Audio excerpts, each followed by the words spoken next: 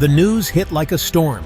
41 Chinese vessels once again in waters that are undeniably ours. The headlines blared, fueling a sense of déjà vu and dread. The Philippine Coast Guard confirmed the sighting near Julian Felipe Reef, a calculated, silent show of force. This isn't just about ships, it's about sovereignty, our identity, and our future. The West Philippine Sea is our lifeblood, rich in resources and history. Each red flag on those ships signals a larger ambition to rewrite the rules and redraw the map.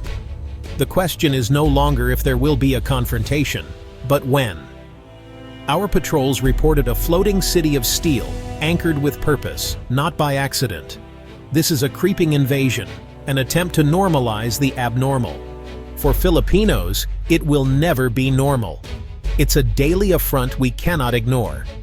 The government's alarm is real. Diplomatic protests are now routine, and our forces are stretched thin. This is the reality. Sailing in our own waters has become a high-stakes drama. The world may watch, but for us, this is about home. Our Coast Guard stands vigilant, but the threat grows. Every incursion chips away at our sovereignty. The struggle is not just for territory, but for our dignity as a nation. This is our fight, and we cannot afford to lose. What exactly is this fleet of 41 vessels? The Philippine Coast Guard identified most as Chinese maritime militia, military-controlled ships disguised as fishing boats. Alongside them, a PLA Navy corvette and a China Coast Guard vessel, unmistakable symbols of state power.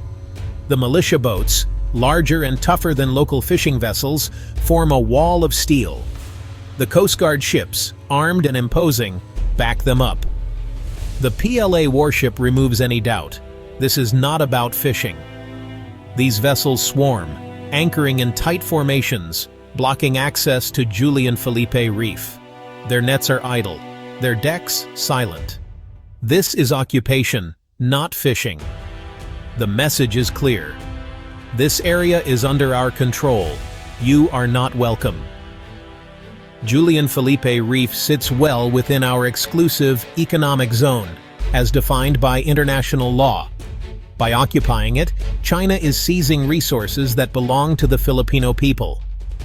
This swarming is a slow-motion seizure of our territory.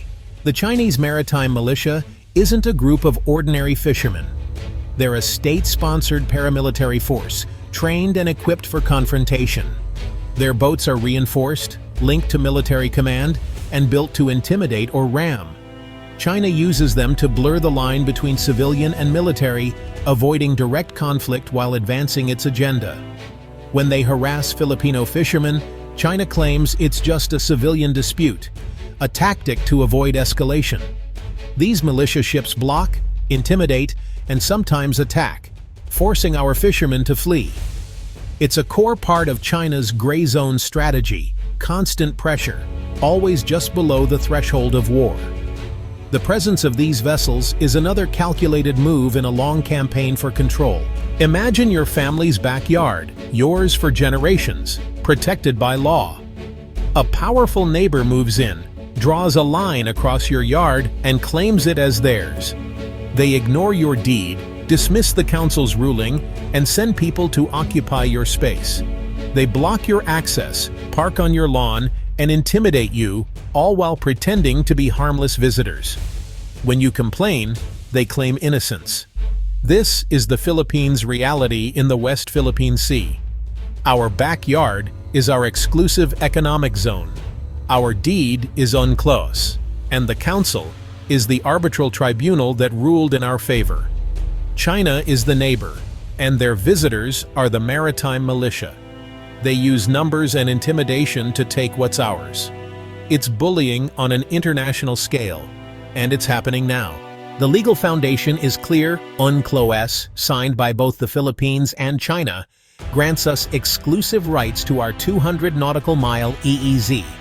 Julian Felipe Reef is well within this zone. China's 9-dash line is a vague claim, rejected by international law and overlapping with the EEZs of several countries.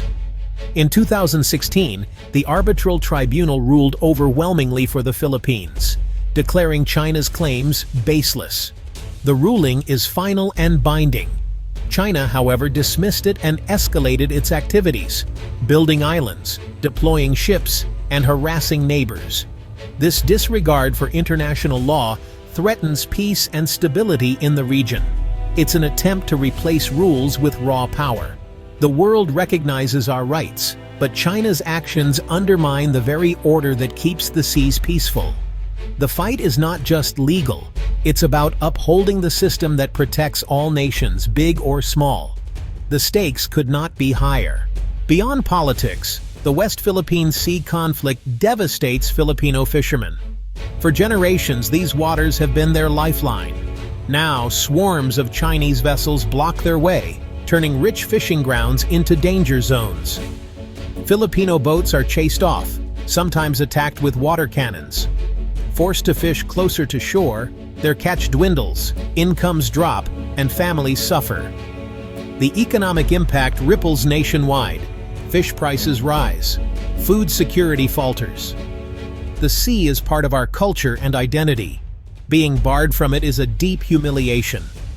Every empty net is a blow to our pride and sovereignty. This is not just about territory, it's about our way of life. The fight for the West Philippine Sea is a fight for our future. The threat isn't open war, it's China's mastery of gray zone tactics. By swarming with militia boats, China occupies reefs without firing a shot. They claim these are just fishing vessels seeking shelter, masking military intent. The Philippines faces a dilemma: respond forcefully and risk escalation, or do nothing and lose ground. China's Coast Guard, larger than most navies, intimidates and harasses our ships. Water cannons and aggressive maneuvers are common, backed by laws authorizing force. Disinformation and legal manipulation further muddy the waters. This multi-front assault aims to wear down our resolve and isolate us internationally. It's a relentless campaign to make their presence permanent. The Philippines is fighting back with transparency, diplomacy, and defense. The Coast Guard now documents and publicizes every Chinese incursion, exposing gray zone tactics to the world. This strategy has rallied public opinion and international support. Diplomatic protests are filed for every violation, building a legal record and maintaining the moral high ground. Alliances are being strengthened, especially with the US, Japan, Australia, and the EU. The AFP is modernizing, acquiring new ships, jets, and surveillance systems. We can't match China ship for ship, but we can raise the cost of aggression. The goal: credible deterrence and a united front for our sovereign rights. Transparency and alliances are our shield. A stronger defense is our sword. This is our best hope for securing the West Philippine Sea. The West Philippine Sea crisis is a global issue. Freedom of navigation and the rules-based order are at stake. The U.S. has reaffirmed its defense commitments, conducting joint patrols and challenging China's claims. Japan, Australia, and the EU have stepped up with security cooperation and support. Even ASEAN states are becoming more assertive, insisting on a code of conduct consistent with UNCLOS. The world is watching and acting. The path forward is a coalition united not against China, but for international law. Only by standing together can we defend our rights and keep the peace.